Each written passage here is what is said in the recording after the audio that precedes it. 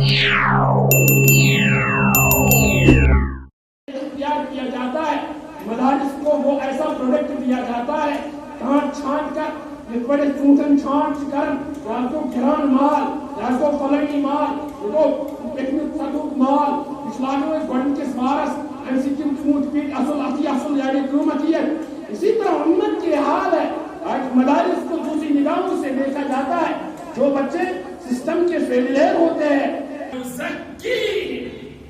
کو تزکیہ کیا جائے، ان کے قلوب کو سیخل کیا جائے، انہیں تربیت کی جائے، انہیں میدان کے لیے تیار کیا جائے، انہیں مشن نبوت کے لیے تیار کیا جائے، انہیں پریچنگ کے لیے تیار کیا جائے، انہیں دعوت کے لیے تیار کیا جائے، انہیں اساليب الدعوة الاسلامیہ سکھایا جائے۔ کام یہ ہوتا ہے، سرپرست کا ایک کام یہ ہوتا ہے، پیرنٹس کا ایک کام یہ ہوتا ہے، ریکٹر کا ایک کام یہ ہوتا ہے، والدین کا ایک کام ہوتا ہے، وہ پیچھے اولاد کے لیے وراثت چھوڑتے ہیں، مال و جائیداد چھوڑتے ہیں، پراپرٹی چھوڑتے ہیں اور جائیداد چھوڑتے ہیں۔ وہ کہتے ہیں آدھا اس کا آدھا اس کا۔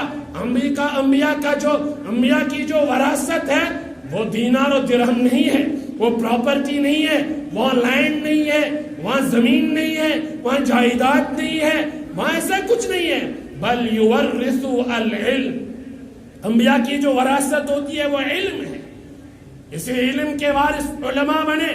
نبی عربی صلی اللہ علیہ وسلم کو ایک کام سونپا گیا، کہا گیا کہ یعلمہم الکتاب۔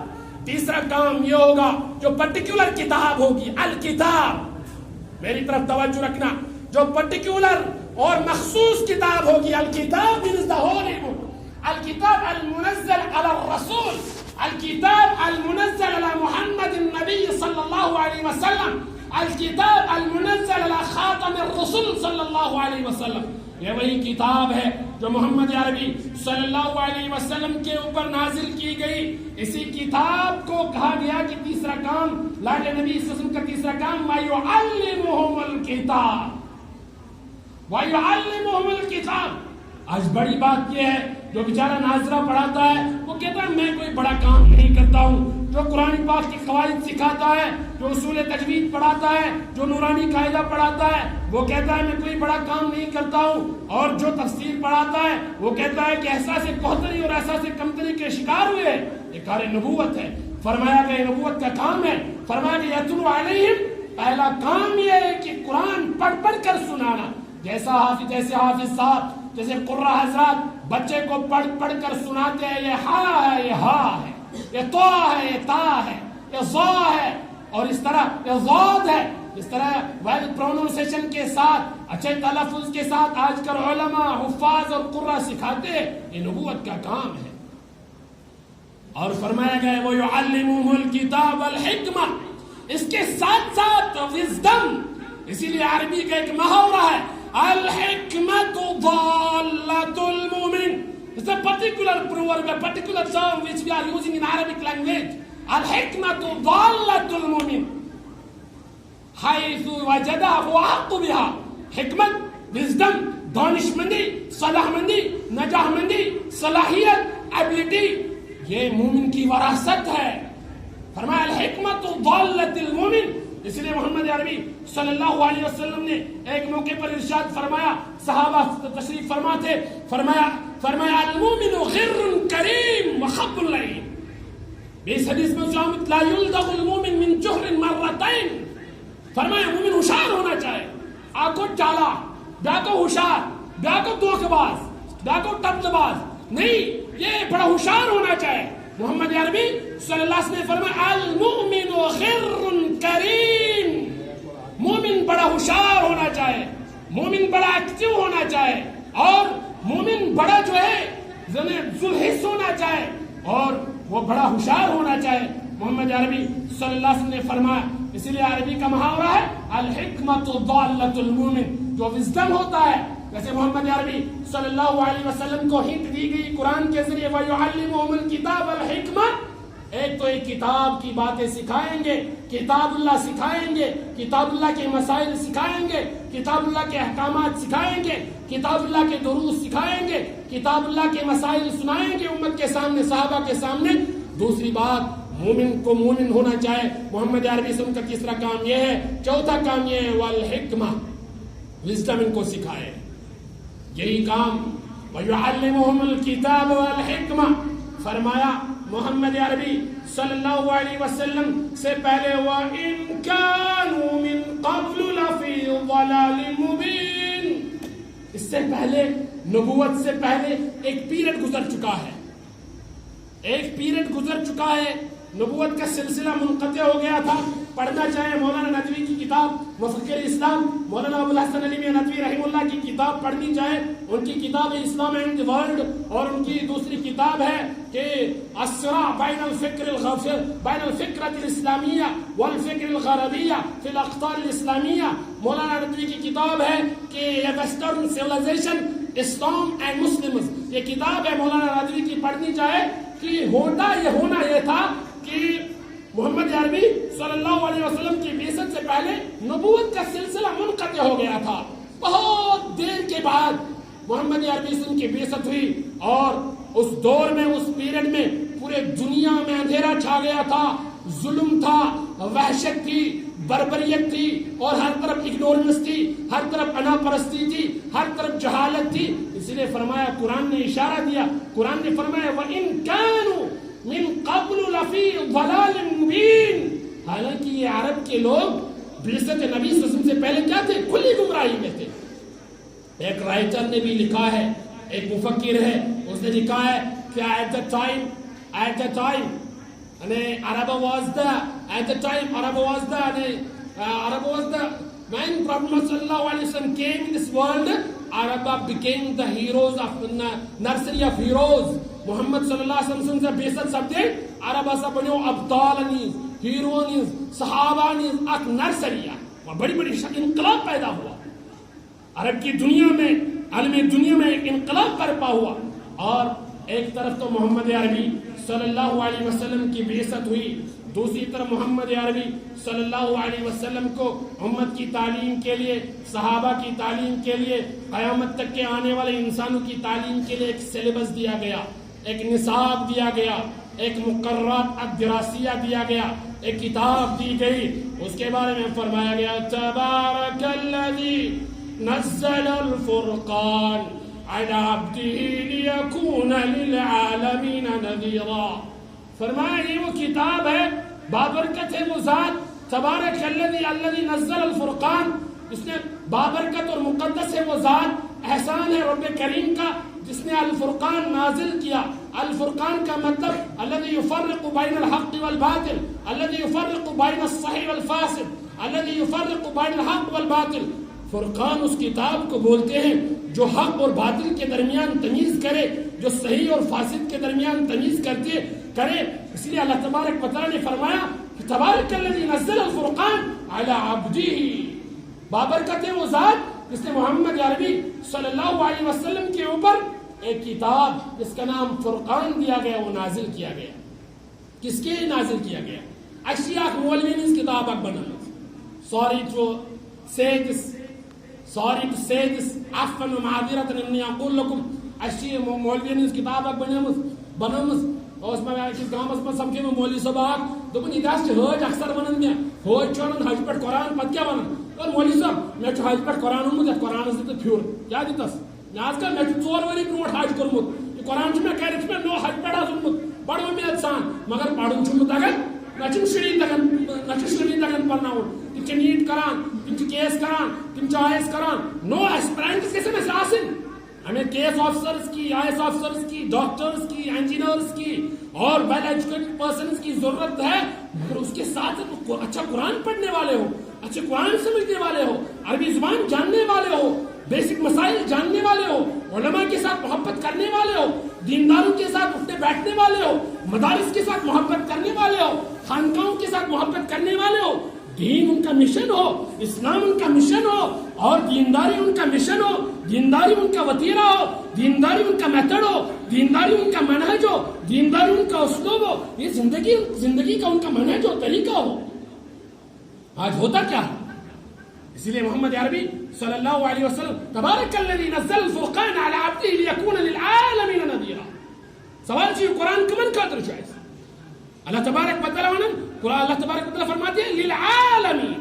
یہ قرآن جو ہے ایک جگہ فرمایا یا ایھا الناس انی رسول اللہ الیکم جمیعا.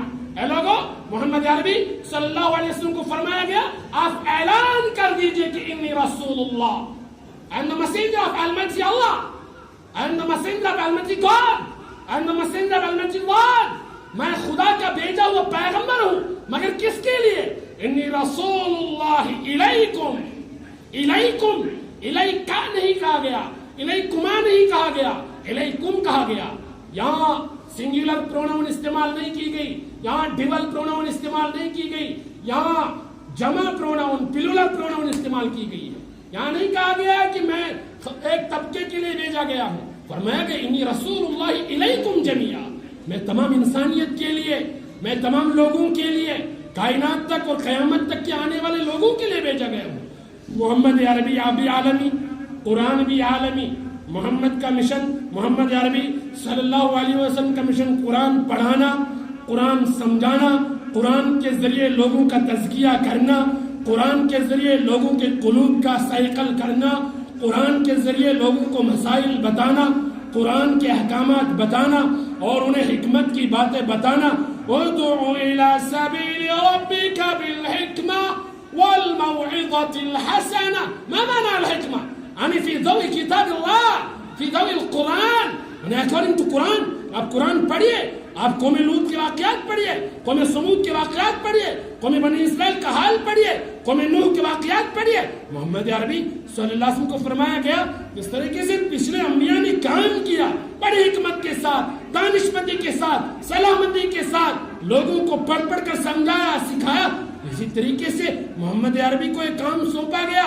محمد عربی کے بعد صحابہ کو ایک کام سونپا گیا, صحابہ کے بعد تابعین کو ایک کام سونپا گیا, تابعین کے بعد تبع تابعین کو کام سونپا گیا, تبع تابعین کے بعد وقت کے علماء کو ایک کام سونپا گیا, ہر ڈاکٹر کو ایک کام سونپا گیا, انجینئر کو ایک کام سونپا گیا, پروفیسر کو ایک کام سونپا گیا, زمیندار کو ایک کام سونپا گیا, گاؤں میں رہنے والے کو ایک کام سونپا گیا, شہر میں رہنے والوں کو ایک کام سونپا گیا, دفتر میں رہنے والوں کو ایک کام سونپا گیا, انسٹیٹیوٹ چلانے والے کو ایک کام سونپا گیا, یونیورسٹی چلانے والے کو ایک کام سونپا گیا, کالج چلانے والے کو ایک کام سونپا گیا, مدرسہ چلانے والے کو ایک کام سونپا گیا, ریڈی چلانے والے کو ایک کام سونپا گیا, مزدور کو ایک کام سونپا گیا. ہر ایک کو اپنی وسعت کے مطابق ایک کام کرنا ہے.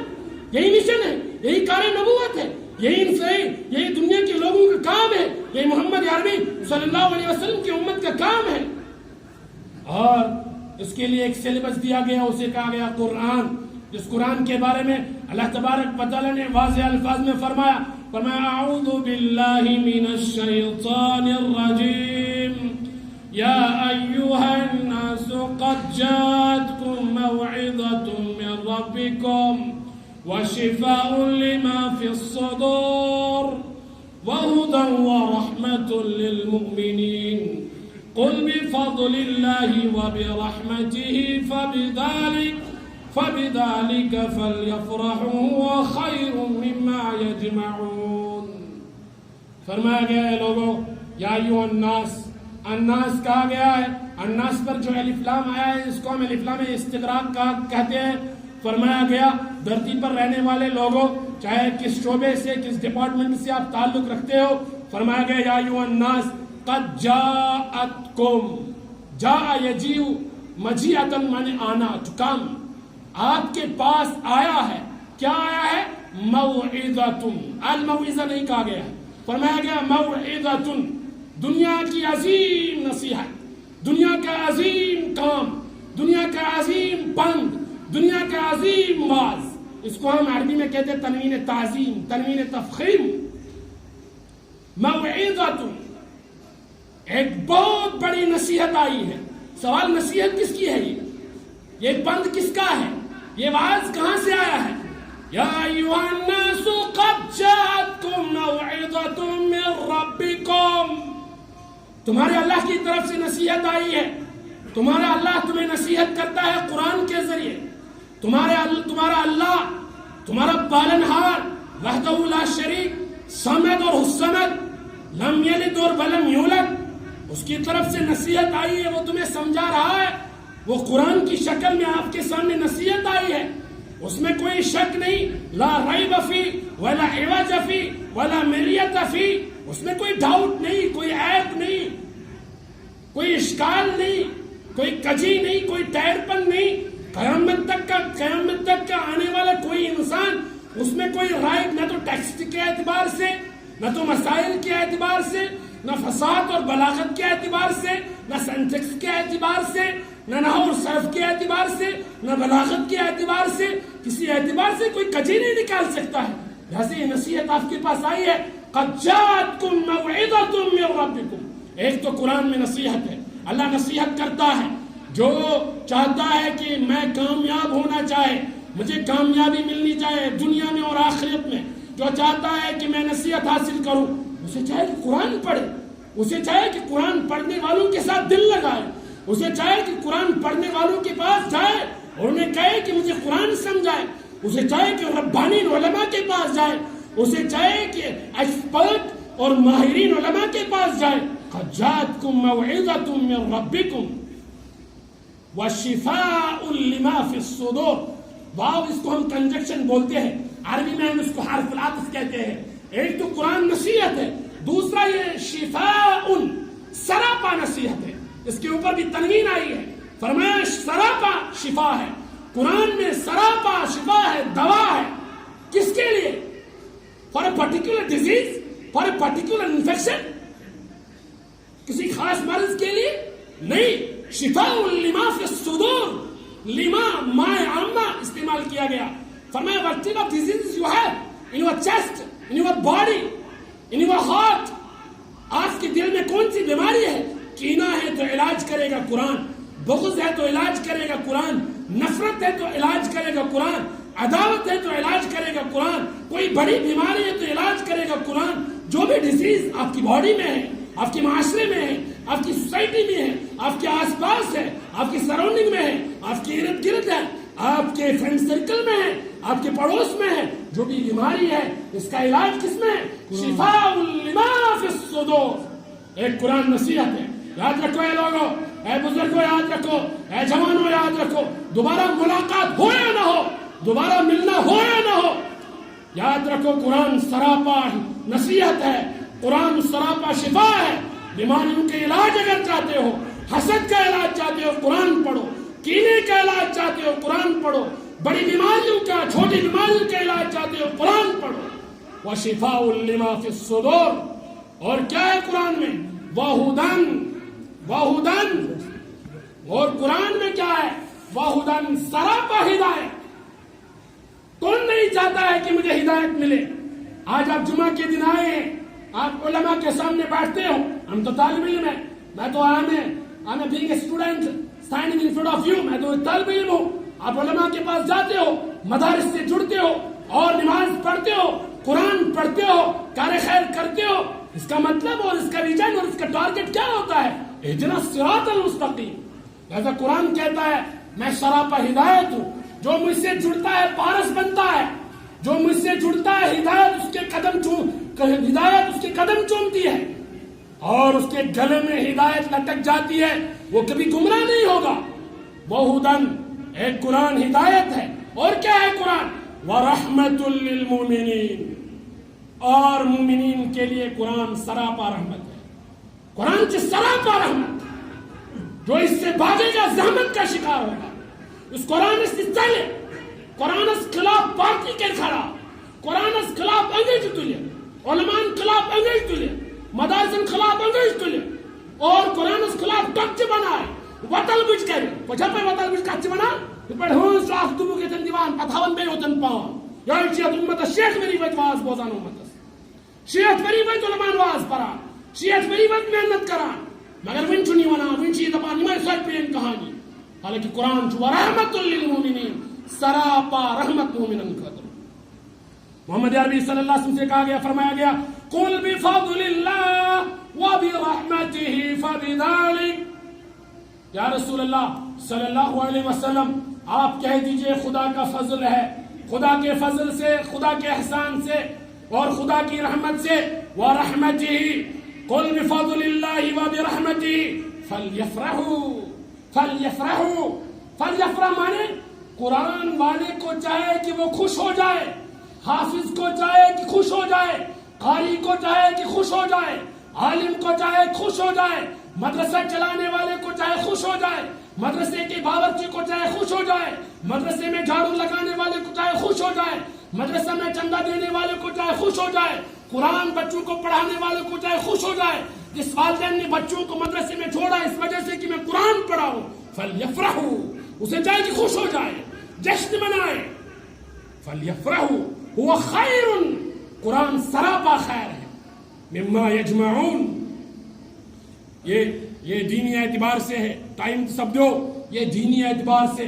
مگر دنیا کا بہت بڑا طالب علم ہم کسبوت سوار چکم کیلیفورنیا اور آکسفورڈ اور دنیا کی ہارورڈ یونیورسٹیوں کا, وہاں کا جو ہے فیض یاب طالب علم, اور دنیا کا بہت بڑا فلاسفر, اور دنیا کا بہت بڑا شاعر, شاعر الحکم والفلسفہ جسے کہا جاتا, جس کا تعارف مولانا ابوالحسن علی میاں ندوی نے روائے اقبال عربی میں کتاب ہے, اردو میں اس کا ترجمہ نقوش اقبال ہے.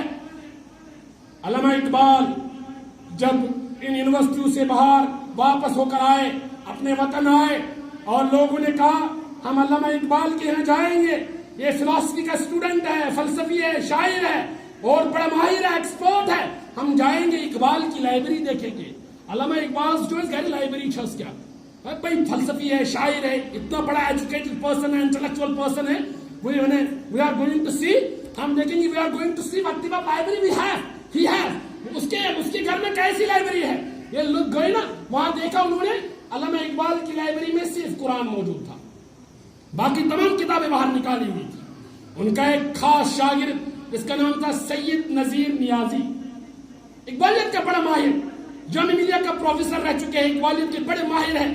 سید نذیر نیازی کہتے ہیں میں ایک مرتبہ علامہ اقبال کی خدمت میں حاضر ہوا, میں نے فرمایا ڈاکٹر صاحب لوگوں میں گلگلہ ہے, شور ہے, اشکال ہے. لوگ کہتے ہیں علامہ اقبال نے جو اسرار خودی, علامہ اقبال نے جو خودی حاصل کی ہے, اس کا محور اور مصدر, اس کا انفینٹ اور اس کا مصدر کیا ہے, وہ نیٹشے ہے, جرمنی کا فلاسفر ہے, انہوں نے نیٹشے سے حاصل کیا ہے. اور کچھ لوگ دوسرے فلاسفی کا نام, فلاسفرز کا نام دیتے ہیں.